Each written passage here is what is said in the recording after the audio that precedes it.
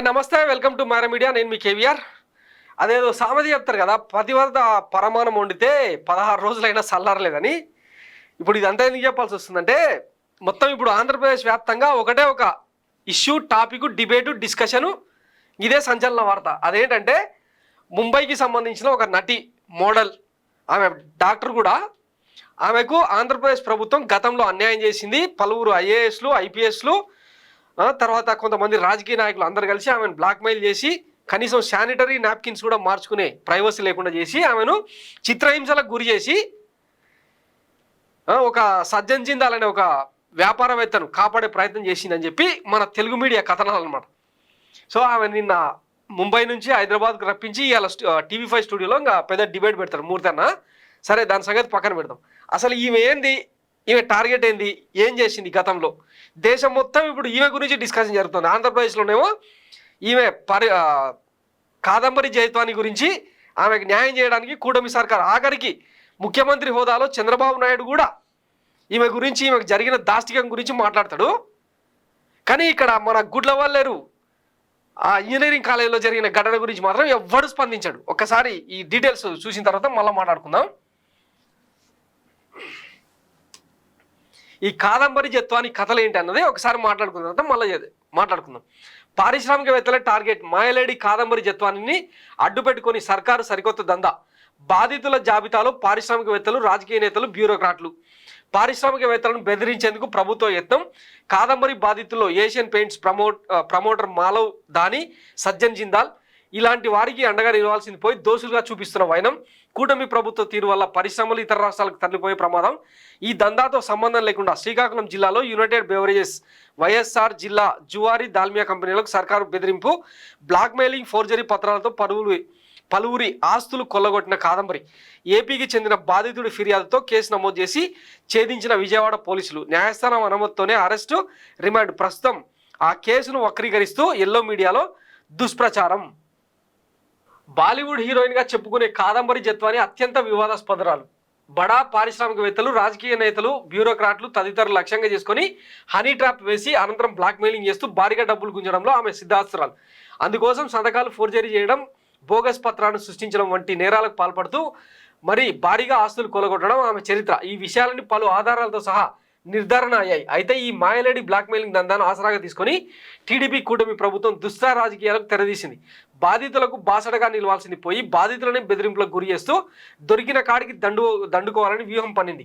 ఇందులో భాగంగా సీఎం చంద్రబాబు ఇన్నాళ్ళు ప్రత్యర్థి పార్టీ వరకే పరిమితం చేసిన వేధింపులను తాజాగా పారిశ్రామికవేత్తలకు వర్తింపజేశారు. ఈ పరంపరలో బడా పారిశ్రామికవేత్త సజ్జన్ జిందాల్ను తాజాగా ఈ కేసులోకి లాగుతున్నారు. ఇందుకు ఎల్లో మీడియా ఆయన వ్యక్తిత్వ హననానికి పాల్పడుతూ ఊతమిస్తోంది. ఇప్పటికే శ్రీకాకుళం జిల్లాలో యునైటెడ్ బెవరేజెస్ పరిశ్రమను, వైఎస్ఆర్ జిల్లాలో జువారీ దాల్మియా సిమెంట్ పరిశ్రమల యాజమాన్యాన్ని సర్కారు పెద్దల ముడుపుల కోసం బెదిరింపులకు పాల్పడ్డారు. జాతీయ రహదారి పనులు చేస్తున్న కాంట్రాక్ట్ సంస్థల ముడుపుల కోసం వేధిస్తున్నారు. చంద్రబాబు ప్రభుత్వ తీరు వల్ల పరిశ్రమలు ఇతర రాష్ట్రాలకు తరలి వెళ్ళిపోయే ప్రమాదం ఏర్పడింది. అయినా సరే పెద్దలు బరితెగించి మరి బడా పారిశ్రామికవేత్తలను లక్ష్యంగా చేసుకుని వేధిస్తున్నారు. మరోవైపు ఎన్నికల హామీలు అమలు చేయలేక చేతులు తెసి తమ వైఫల్యం నుంచి ప్రజల దృష్టి మళ్లించారన్నది కూడా చంద్రబాబు ప్రభుత్వ పన్నాగంగా ఉంది. అంతా చట్టబద్ధంగానే తనకు అలవాటైన రీతిలో కాదంబరి జత్వాని ఒక రాజకీయ నాయకుడు కుక్కల విద్యాసాగర్పై వల విసిరి అనంతరం బ్లాక్మెయిలింగ్కు పాల్పడింది. ఆయన నుంచి భారీగా డబ్బులు వసూలు చేయడమే కాకుండా దుబాయ్లోని మాఫియాతో అంతం చేయిస్తానని బెదిరించింది. విద్యాసాగర్కు చెందిన జగ్గాయిపేటలో సర్వే నెంబర్ 396/2A 2H/1తో 1లో 5 ఎకరాల భూమిని ఫోర్జరీ పత్రాలతో సొంతం చేసుకుంది. ఆ భూమిని మరొకరికి విక్రయించేందుకు ఒప్పందం కుదుర్చుకోవడంతో ఈ ఏడాది ఫిబ్రవరిలో విద్యాసాగర్ విషయం తెలిసింది. దాంతో ఆయన పోలీసులకు ఫిర్యాదు చేశారు. ఆ ఫిర్యాదుపై స్పందించిన విజయవాడ పోలీసులు చట్టానికి లోబడి విచారణ నిర్వహించారు. ఎఫ్ఐఆర్ నమోదు చేసి మెజిస్ట్రేట్ నుంచి సెర్చ్ వారెంట్ తీసుకుని ముంబైకి వెళ్లారు. ముంబై పోలీసులు ఉన్నతాధికారులు ముందస్తుగా సమాచారం ఇచ్చి వారి సమక్షంలోనే కాదంబరి జత్వానిని అరెస్ట్ చేసి అక్కడి మెజిస్ట్రేట్ ఎదుట హాజరుపరిచారు. పోలీసులు సమర్పించిన ఆధారాలతో సంతృప్తి చెందిన మెజిస్ట్రేట్ ఆమెను ఏపీకి తీసుకొచ్చేందుకు ట్రాన్సిట్ వారెంట్ జారీ చేశారు. దాంతో కాదంబరి జత్వానిని పోలీసులు విజయవాడకు తీసుకొచ్చి అదే రోజు స్థానిక మెజిస్ట్రేట్ ఎదుట హాజరుపరిచారు. మెజిస్ట్రేట్ రిమాండ్ విధించడంతో ఆమెను రాజమహేంద్రవరం కేంద్ర కారాగారానికి తరలించారు. అనంతరం ఆమెకు న్యాయస్థానం బెయిల్ మంజూరు చేసింది. ఆమె కొన్నాళ్ళు ఇబ్రహీంపట్నంలో నివాసం ఉండి తర్వాత ముంబైకి వెళ్ళిపోయింది. దీన్ని బట్టి చూస్తే సినీ నటి అరెస్ట్లో అంతా చట్టబద్ధంగా జరిగినట్టు స్పష్టమవుతుంది.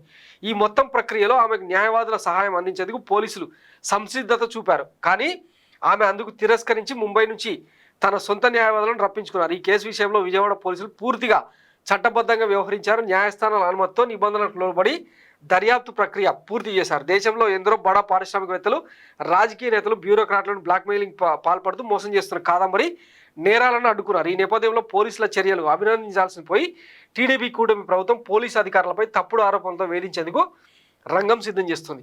ఆ పోలీసు అధికారులు ఎవరు?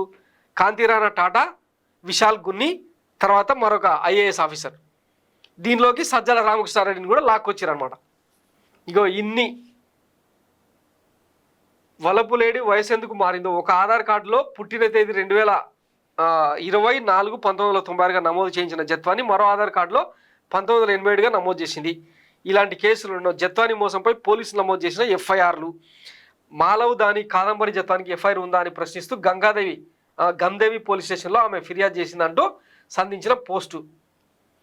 ఇట్లా ఈమె గురించి ఒకసారి మీరు హ్యాష్ట్యాగ్ కాదంబరి జత్వాని అని కొడితే బొచ్చడు కథనాలు వస్తాయి. అంటే ఇవన్నీ ఆంధ్రప్రదేశ్ ప్రజలు ఆలోచించేంత తీరిక లేదనుకుంటున్నారు. అంటే మనం ఏం చెప్పినా అదే కథనం అవుతుందా, అదే నిజమవుతుందా? పిల్లి పాలు తాగేటప్పుడు నన్ను ఎవరు చూస్తలేదు అనుకుంటున్నాను.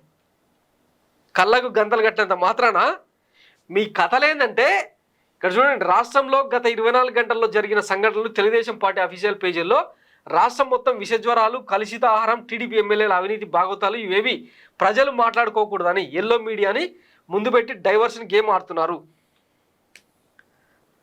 ఆవిడ ఎంత బ్లాక్మెయిల్ అనేది గూగుల్లో వెతికిన బోలెడని కథనాలు ఉన్నాయి. పారిశ్రామికవేత్తలు, రాజకీయ నాయకులు ఇలా ఎందరో గత ప్రభుత్వాన్ని బదనం చేయడానికి ఇలాంటి బ్లాక్మెయిల్ తెచ్చి సుధపూస మాటలు మాట్లాడిస్తున్నారు ఎల్లో మీడియా. ఆఖరికి తెలుగుదేశం పార్టీ అఫీషియల్ పేజీలో కూడా ఇగో ఇట్లా కథనాలు ఉండి వారిస్తే దీన్ని పార్టీ అనాలనా లేకపోతే బ్రోతల్ కంపెనీ అనాలనా? అరే ఇక్కడ ఆంధ్రప్రదేశ్లో ఒక పెద్ద సంచలన వార్త వెలుగులోకి వచ్చింది. ఇంకో నా ఆంధ్రప్రదేశ్లో ఏమవుతుంది ఏంట్రా ఇలాగా గవర్నమెంట్ ఏం చేస్తుంది? 300 మంది అమ్మాయిల జీవితాలను కనీసం దీనికైనా రెస్పాండ్ అవ్వరా? గుడ్లవాళ్ళేరు ఇంజనీరింగ్ కాలేజీ క్యాంపస్లో చోటు చేసుకున్న వివాదం ఇది. మొత్తం 300 మంది అమ్మాయిల న్యూడ్ వీడియోస్ను, అంటే వాష్రూమ్లలో హిడెన్ కెమెరాలు పెట్టి తీసిన వీడియోస్ను బయట అమ్ముకునేదాకా వెళ్ళింది పరిస్థితి అని ఆ విషయం తెలిసి 300 మంది అమ్మాయిలు ఇట్లా అర్ధరాత్రిళ్ళు టార్చ్ లైట్లు వేసుకొని వీ వాంట్ జస్టిస్ అని నినాదాలు చేస్తూ ఉంటే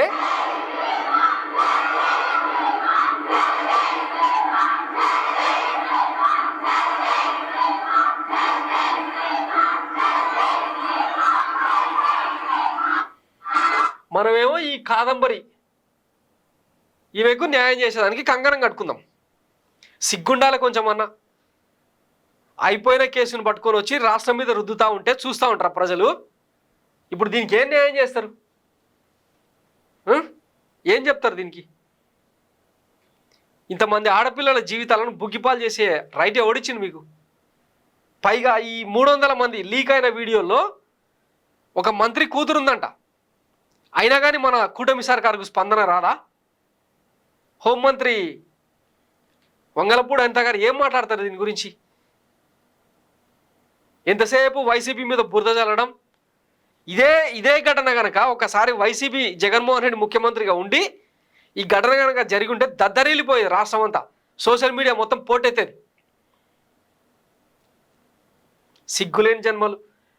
ఏదో ప్రజలు అంటే ఓటేసిరు కదా, అబ్నార్మల్గా 164 సీట్లతో అధికారంలోకి వచ్చినామని చెప్పి ఇక ఏం చేసినా సరిపోతుంది అనుకుంటే ఎట్లా కుదురుతుంది? మీరు తీసుకొచ్చిన ఆ రాజ్ తరుణ్ లావణ్య కేసు ఏమైంది? ఈరోజు ఎవ్వడు మాట్లాడతలే, అయిపోయింది అది, ఆ chapter close. Duvvada Srinivasarao Madhuri case ఏమైంది? వాళ్ళిద్దరి మధ్యన ఇంటిమసిని కూడా తీసుకొచ్చి ఇది వార్తగా ప్రొజెక్ట్ చేసి నడిపిస్తే మిమ్మల్ని ఛానల్స్ అనాలా, జర్నలిస్టులు అనాలా, ఏమనాలి? ఇప్పుడు దీని గురించి ఏం చెప్తారు? ఏమొద్దులే ఇవన్నీ మనకు. కాదంబరి జత్వానికి న్యాయం చేసే యజ్ఞానికి మనం శ్రీకారం చుడతాం. స్టూడియోలో కూర్చోబెట్టి గంటలు అసలు ఈ కేసుకు సంబంధం లేని ఆడెవడు హీరో శివాజీ, హీరో కాదులే మేకప్ ఆర్టిస్ట్ కాదని తీసుకొచ్చి ఫోన్ లైన్లు పెట్టించి స్టూడియోలో కూర్చొని డిబేట్లు పెట్టాలి. ఇవి రాష్ట్ర ప్రజలు వినుకుంటూ కూర్చోవాలి. సిగ్గుండాలి కొంచెం ఏమైనా టైంపాస్ చేసేదానికి. ఆడ సంక్షేమ పథకాలు అమలు అయితే లేవు. హాస్టళ్లలో జ్వరాలు వచ్చి ఫుడ్ పాయిజన్ కేసులు వెలుగు చూసి వెకేట్ చేస్తూ ఉన్నారు. ఇవేవి మనకు వార్తలు కావు. ఏం దిక్కుమాలతనమో ఏమో ఈ ఆంధ్రప్రదేశ్కి పట్టిన దరిద్రం ఏందో. ఈ బాబుగారి పాదం, ఆయన పాద మహిమ కరువుతో అల్లాడుతుంది ఆంధ్రప్రదేశ్. ఇంతకు మించి చెప్పడానికి ఏం లేదు. చూస్తూనే ఉండండి మైరా మీడియా. నేను మీ కేవీఆర్. Thank you.